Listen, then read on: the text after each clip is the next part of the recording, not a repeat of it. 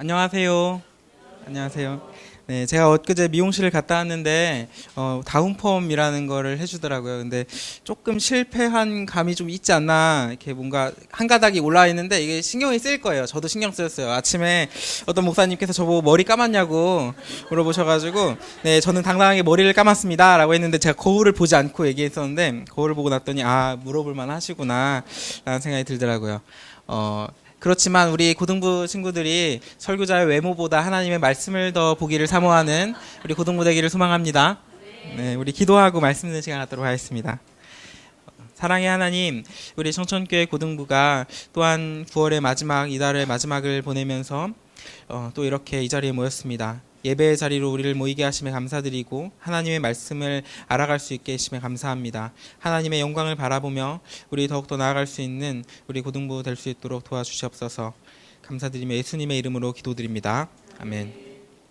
오늘 설교를 시작하기 전에, 오늘 말씀은 제가 여름방학 동안 읽었던 책인 이문범 목사님의 역사지리로 보는 성경에서 많은 인용이 있었습니다.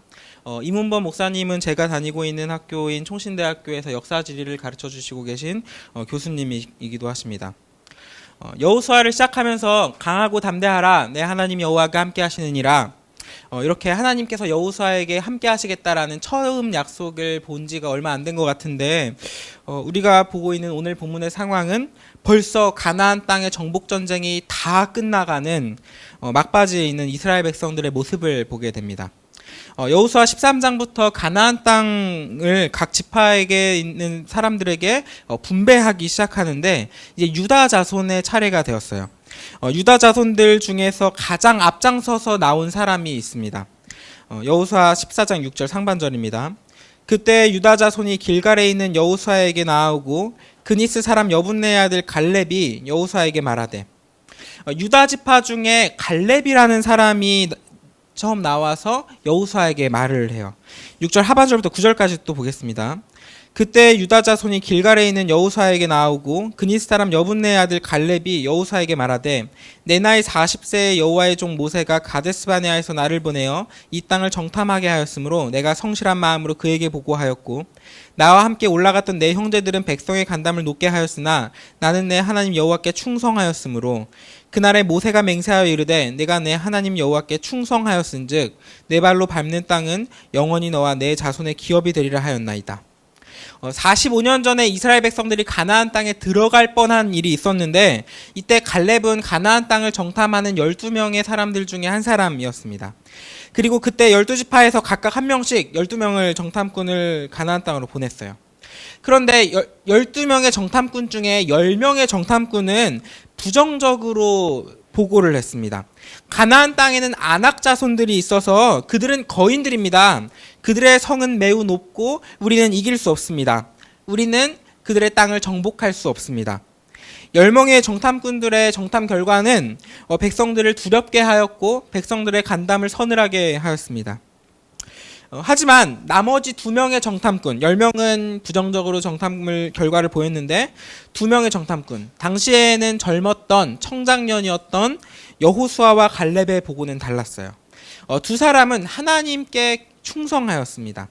여호수아는 모세의 수제자였거든요. 모세의 수제자니까 그렇다 치면 되는데, 갑자기 생각지도 못했던 갈렙이라는 사람이 나와서 여호수아와 함께 여호와께 충성하였던 거예요. 충성하다라는 말에 대해서 조금 더 살펴보면 좋겠는데, 충성하다의 원어는 말레라는 단어거든요. 한번 따라해볼까요? 말레. 네. 지금도 이스라엘에 가면은 말레라는 단어를 굉장히 흔하게 쓰는 단어예요. 주유소에 가서 기름을 넣으러 가서 이제 가득이요라고 하는 경우가 있죠. 가득이요라고 하면 이 말이 무슨 뜻이죠? 여러분 주유를 안 해봐서 모르시겠죠, 그죠? 가득이요 하면 무슨 뜻이죠, 부장님? 네? 가득 채워달라. 뭘 가득 채워달라는 거죠? 네네, 기름을 가득 채워달라는 거죠. 더 이상 채울 수 없을 만큼, 더 들어가지 못할 만큼 주유소에서 기름을 넣어달라고 하는 게 가득이요라고 하는 거예요. 근데 자동차에 기름을 넣을 때 가득이요 하는 이 말이 말레예요. 그래서 이스라엘 사람들은 지금도 말레라고 하면 주유소에서 가득 채운다라는 거예요. 그러니까 충성하다라는 이 의미를 가진 말레라는 단어의 또 다른 뜻은 만족하다라는 뜻을 가지고 있어요. 그러니까 충성하는 일이 무엇이냐면 하나님의 마음을 만족시킨다라는 의미를 가지고 있는 거예요. 여호수아와 갈렙이 어떻게 하나님의 마음을 만족하게 하였을까요? 10명의 정탐꾼과 이 2명의 정탐꾼, 여호수아와 갈렙의 정탐 보고를 좀 비교하면서 보면 좋을 것 같습니다. 다음 넘겨주시겠어요? 10명의 정탐꾼들은 가나안에 있는 아낙 자손들에 비해서 우리들은 스스로 보기에도 메뚜기 같으니 라고 이렇게 이야기를 합니다. 메뚜기는 광야 사막에서 최하의 음식이에요. 제일 먹이 사슬에서 가장 낮은 위치에 있고 정말 먹을 거리가 없을 때 먹는 게 메뚜기예요. 간식 같은 거죠. 메뚜기는 진짜 흔하게 먹을 수 있고 하지만 먹고 싶지 않은 그런 약한 존재. 그러니까 그런 10명의 정탐꾼들은 스스로를 메뚜기에 비유를 한 거예요. 그런데 여호수아와 갈렙의 보고는 달랐습니다. 여호수아와 갈렙은 그들이 우리보다 크고 강한 거는 사실이지만 그들은 우리의 먹이라. 여기서 먹이라는 단어가 레헴이라는 단어가 쓰였는데 히브리어 단어에서 레헴이라는 말은 빵이라는 뜻입니다. 그 베들레헴 있죠? 그 베들레헴에서 레헴이 빵이에요. 베들이라는 말이 집이라는 뜻이고, 그러니까 베들레헴은 무슨 뜻이죠? 빵집이라는 거예요. 파리바게뜨라는 말입니다. 그러니까 레헴이라는 표현을 쓰면서 그들은 우리의 빵이다. 그들은 우리의 먹을거리다. 우리의 주식이다. 라고 이야기를 하는 거예요. 빵에 불과하다는 얘기를 하는 거죠. 12명의 정탐꾼들은 같은 것을 보고 같은 것을 느끼고 왔는데 완전히 반대되는 이야기를 하고 있습니다. 왜 이렇게 반대되는 이야기를 할까요? 여호수아와 갈렙의 뭐가 눈에 띄었을까요? 여호수아와 갈렙이 이렇게 보고할 수 있었던 이유는 여호와가 우리와 함께 하시느니라. 여호와가 우리와 함께 하신다라는 것을 굳게 믿고 있었기 때문이에요. 여호수아와 갈렙의 고백은 결국 하나님을 믿는 믿음의 고백이었고 하나님의 마음을 만족하게 하는 충성이었어요.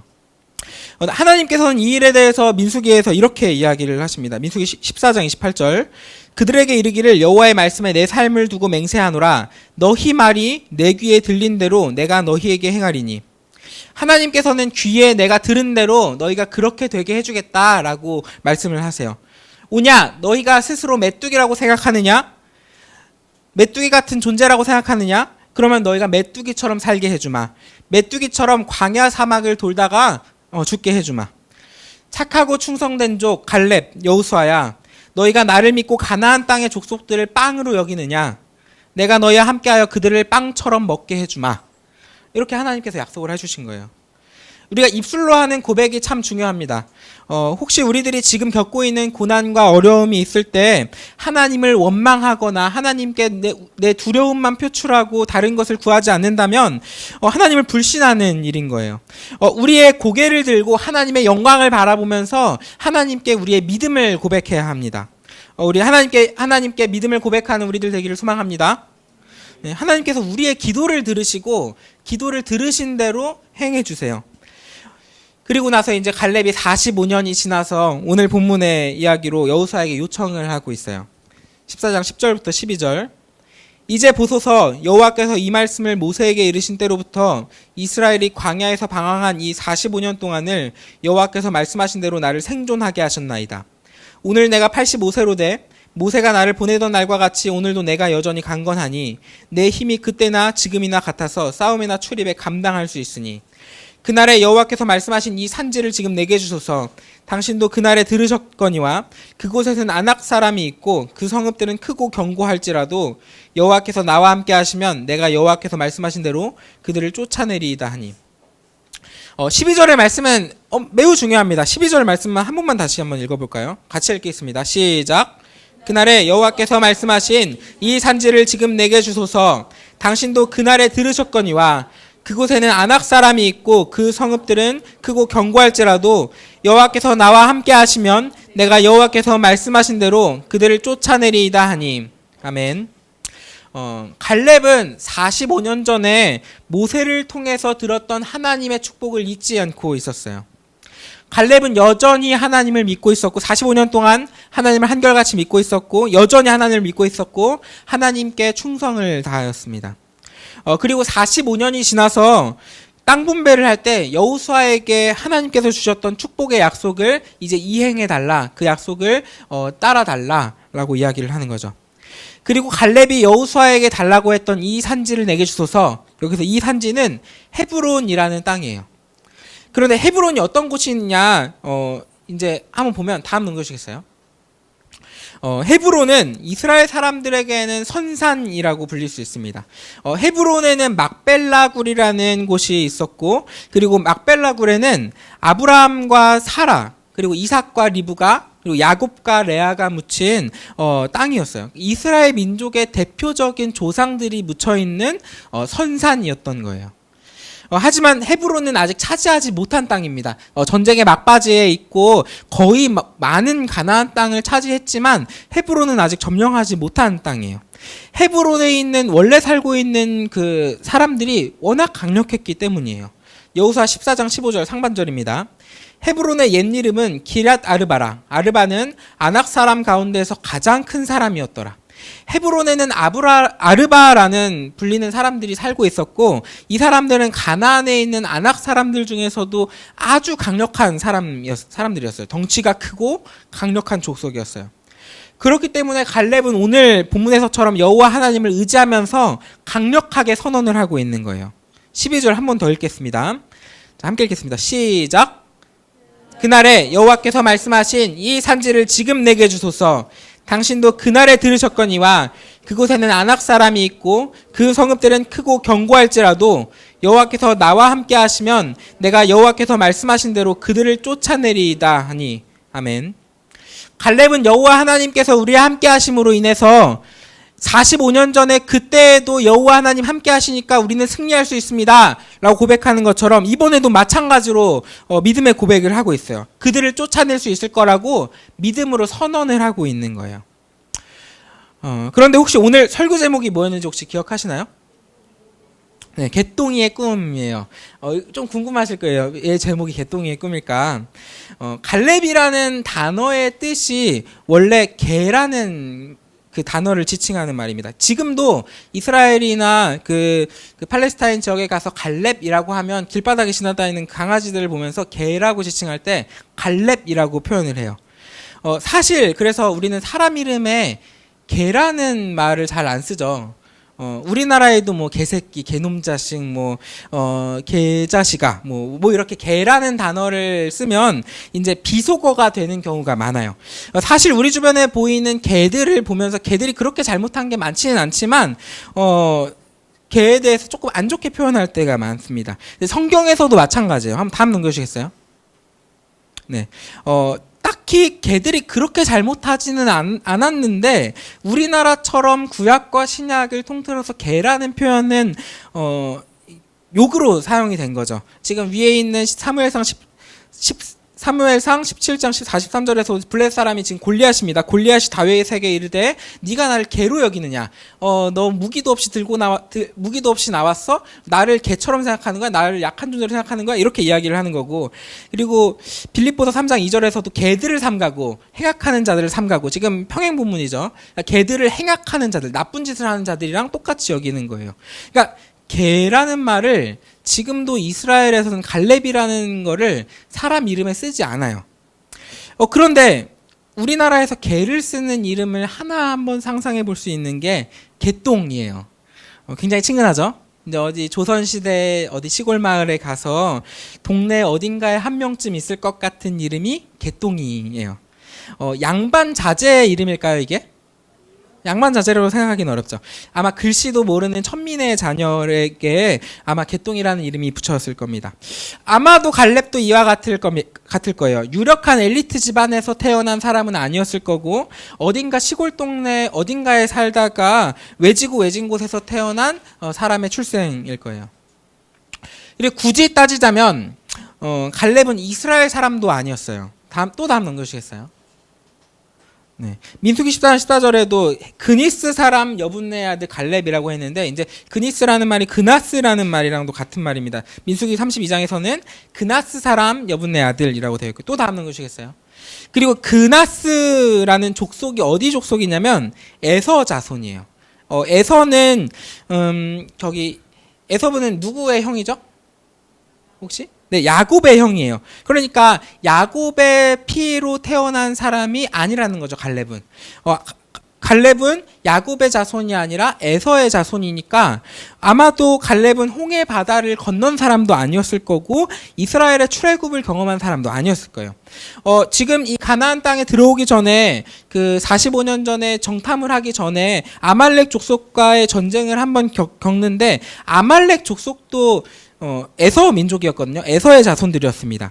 그런데 그들은 이스라엘을 대적하였는데 아마도 그때 그니스 족속은 자신들의 민족성을 버리고 이스라엘 사람들의 양자로 들어온 걸 거예요. 그런데 이런 개똥이 출신의 갈렙이 이 산지를 내게 주소서라고 선언을 하고 있어요. 야곱의 피는 섞이지 않는 이방 민족이 야곱이 묻혀있는 민족의 자존심이 있는 선산을 달라고 요구하고 있는 거예요. 이게 지금 무슨 일이 일어나고 있는지 아세요? 어떤 느낌인지 아세요? 우리나라도 그렇지만 보통 조상의 무덤을 관리하는 거를 누가 하죠? 장자가 하죠. 막내가 하나요? 아니죠. 장자가 해요. 그리고 그 중에서 선산이라고 할 만큼 중요한 곳은 종갓집에서 하는 게 보통이에요. 지금 갈렙이 헤브론을 달라고 하고 있는 요청은 자신의 집안이 첫째 집안, 종갓집이 되게 해주세요라고 하고 있는 거예요. 장자가 되게 해주세요라고 하는 거예요. 지금 현대 문화에서는 첫째가 되는 장자권을 별로 중요하게 여기지 않을 때가 있는데 이 시대에서 문화에서는 장자권은 매우 중요한 것이었어요. 야곱이 아버지 이삭을 속이고 장자의 축복을 받았을 때 야곱은 에서에게 죽임을 당할 것을 두려워해서 도망쳤어요. 에서가 아버지 이삭 앞에서 장자의 축복을 받지 못함으로 인해서 야곱이 에서로부터 죽임을 당할까 두려워할 만큼 살인 사건이 일어날 것을 두려워할 만큼 장자의 축복은 매우 중요했어요. 그것도 그런 것이 장자의 축복은 신명기 21장에서는 2배의 축복을 이야기하고 있어요.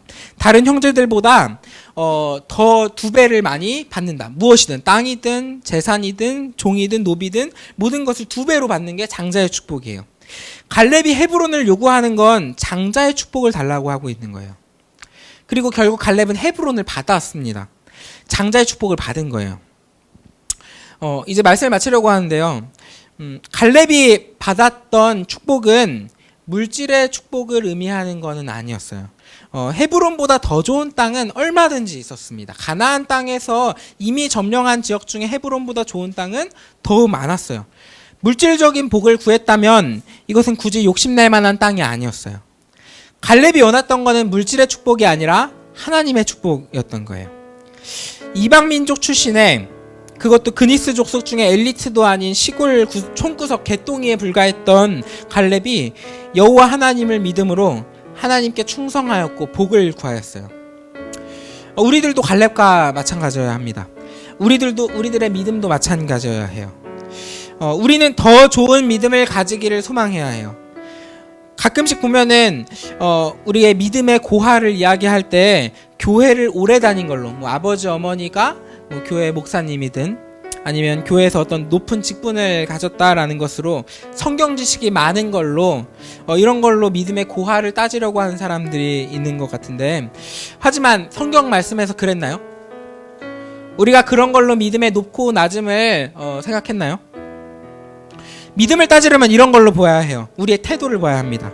하나님을 얼마나 전적으로 신뢰하며 사는지, 하나님의 말씀대로 살려고 일단 성경을 보고, 보았던 성경 말씀을 보면서 어떻게 우리가 살아가야 할지 고민하고, 그리고 이 고민하는 것을 생각으로만 하는 것이 아니라 이 생각을 우리의 삶으로 살아내고 의지하겠다고 믿음을 고백하고 말씀이 우리에게 가르치는 대로 행동하고, 먹든지 마시든지 무엇을 하든지 다 하나님의 영광을 위하여 하겠다라는 이 믿음이 있어야 좋은 게 아닐까요? 반대도 마찬가지에 있습니다. 교회를 너무 늦게 다니기 시작했다고 저는 아직 제자반 할 때가 아닌 것 같아요. 저는 믿음이 부족해서 헌금은 지금 제가 할 게 아닌 것 같아요. 제가 믿음이 조금 더 좋아지면 헌금할게요. 이렇게 핑계할 수가 없어요. 이스라엘 민족이 아니었던 갈렙이 끼어들어서 하나님을 믿은 것처럼 우리는 하나님께 나아갈 수 있어요. 어떻게 하면 더 찬양할 수 있을까? 어쩌면 하나님께 더 기도할 수 있을까? 어쩌면 하나님을 더 알아갈 수 있을까? 이런 고민을 해야 해요. 믿음 좋은 사람들이 이런 걸 하는 게 아니라 이런 사람들이 믿음이 좋은 겁니다. 그리고 갈렙은 결국 하나님의 복을 받았습니다. 여호수아가 죽고 난 이후에 첫 번째 사사가 되는 운니엘은 갈렙의 사위였어요. 갈렙이 속한 유다 지파는 이스라엘의 새로운 이름이 됩니다. 사람들은 이스라엘 사람들을 이스라엘 사람들이라 부르지 않고 유다인이라고 부르게 되었고, 가나안 땅을 가나안 땅이라고 부르지 않고 유대 지역, 유다 지역이라고 부르게 되었어요. 야곱 때의 장자의 축복이 에브라임 지파에게 갔지만 과연 에브라임 지파가 장자의 축복을 정말로 계속 지니고 있었는지에 대해서는 의문이 듭니다. 결국 유다 지파에서 다윗이 태어났고 유다 지파에서 예수님께서 태어나셨기 때문이에요. 개똥이가 하나님을 구하며 꿈을 꾸었기 때문에, 그리고 하나님의 약속을 믿었기 때문에 하나님께서는 갈렙에게 복을 주셨어요. 우리도 갈렙처럼 이방 민족입니다. 그러니까 우리들도 갈렙처럼 꿈을 꿀 수 있는 거예요. 거대한 안악자 손이 가로막고 있어도 이 산지를 내게 주소서, 여호와께서 함께 하시면 여호와께서 말씀하신 대로 그들을 내쫓으리이다. 우리들도 하나님을 믿음으로 우리를 가로막고 있는 모든 것을 이겨낼 수 있습니다. 이렇게 믿음을 고백할 수 있어요. 하지만 물질의 축복을 구하는 것이 아닙니다. 우리의 미래의 안정과 어떤 불안으로서의 탈출을 구하는 것이 아니에요. 그것보다 더 구해야 할 것은 여호와 하나님 앞에서 그 영광을 보기에 가장 앞줄에 있는 것을 소망해야 하는 거예요. 우리가 물질의 축복이 아닌 하나님의 축복을 구하기를 소망합니다.